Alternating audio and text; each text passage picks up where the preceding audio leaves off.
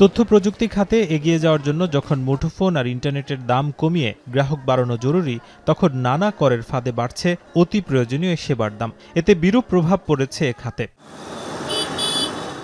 বাংলাদেশ টেলিযোগাযোগ নিয়ন্ত্রণ কমিশন বিটিআরসির তথ্য মতে গত বছরের জুনেও দেশে মোবাইল ইন্টারনেট ব্যবহারকারী ছিল 12,91,00,000 লাখ। সবশেষ নভেম্বরে এসে যা দাঁড়িয়েছে 11,90,00,000 লাখে। অর্থাৎ 6 মাসে মোবাইলে ইন্টারনেট গ্রাহক কমেছে প্রায় 1 কোটি। তার মধ্যে আবারও বাড়ল মুঠোফোনে কথা আর ইন্টারনেটের দাম। অপারেটররা যখন গ্রাহক ধরে রাখার চ্যালেঞ্জে, তখন মোবাইল সেবায় সম্পূরক শুল্ক 20% থেকে বাড়িয়ে 23% করেছে এনবিআর। এতে সম্পূরক শুল্ক, ভ্যাট ও সারচার্জ মিলিয়ে মোট 39% কর আরোপিত হয়েছে। আরও 3% বৃদ্ধিতে তা 42% উন্নীত হয়েছে। সব মিলিয়ে 100 টাকায় সরকার পাবে 56 টাকা 30 পয়সা, জানিয়ে ক্ষুব্ধ গ্রাহক ও অপারেটররা। অপারেটররা বলছে, দিনকে দিন যখন গ্রাহক কমছে, তখন এই সিদ্ধান্তে বিরূপ প্রভাব পড়বে সম্ভাবনাময় এ খাতে। বাজেটের এত আগেই এ সিদ্ধান্ত ব্যতিক্রম বলে মনে করেন তারা। এটা খুবই সারপ্রাইজিং আমাদের জন্য, বিশেষ করে মাত্র লাস্ট বাজেটেই একটা এক্সট্রা ইম্পোজ হয়েছে। আমরা তখনও বলেছিলাম যে গ্রাহক লেভেলে ট্যাক্স বাড়লে ওভারঅল সরকারের রেভিনিউ কমে যাবে। সো এখানে হয়তো আপনি সাপ্লিমেন্টারি ডিউটি হিসেবে আপনি হয়তো টাকা বেশি পাবেন, কিন্তু আপনার অন্যান্য রেভিনিউ আসলে কমে যাবে।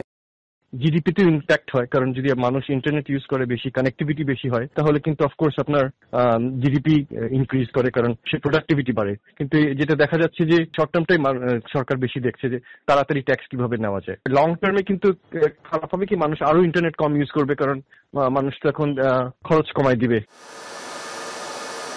শুধুই কি মোবাইল অপারেটর, প্রথমবারের মতো ব্রডব্যান্ড সেবায়ও 10% সম্পূরক শুল্ক আরোপ করেছে জাতীয় রাজস্ব বোর্ড। এতে 500 টাকার সংযোগে বাড়তি গুনতে হবে অন্তত 77 টাকা, আর 1000 টাকার সংযোগে বাড়তি দিতে হবে 155 টাকা। আর এসবের চাপ শেষ পর্যন্ত গিয়ে পড়বে গ্রাহকের ঘাড়ে। এর মধ্যে আইএসপিএবি সভাপতি ইমদাদুল হক জানিয়েছেন, সরকার সিদ্ধান্তে অটল থাকলে আগামী মাস থেকেই নতুন বিল গ্রহণ করতে বাধ্য হবেন তারা। আপনার 1000 টাকার প্যাকেজ যেটা আছে, 1000 টাকার প্যাকেজ সেটা হয়ে যাচ্ছে 1155 টাকা।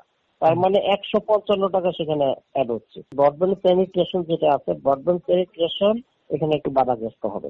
এখানে একটু না, আমি বলবো যে ভালোভাবে বাধাগ্রস্ত হবে। যে আইটিসি কিন্তু গভর্নমেন্ট বন্ধ করে দিয়ে।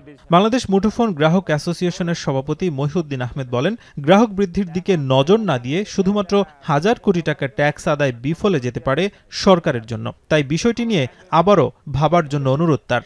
ব্যাকএন্ডে আমি কিন্তু অনেক সুবিধা জনগণের এই সেবার মাধ্যমে আদায় করতে পারি।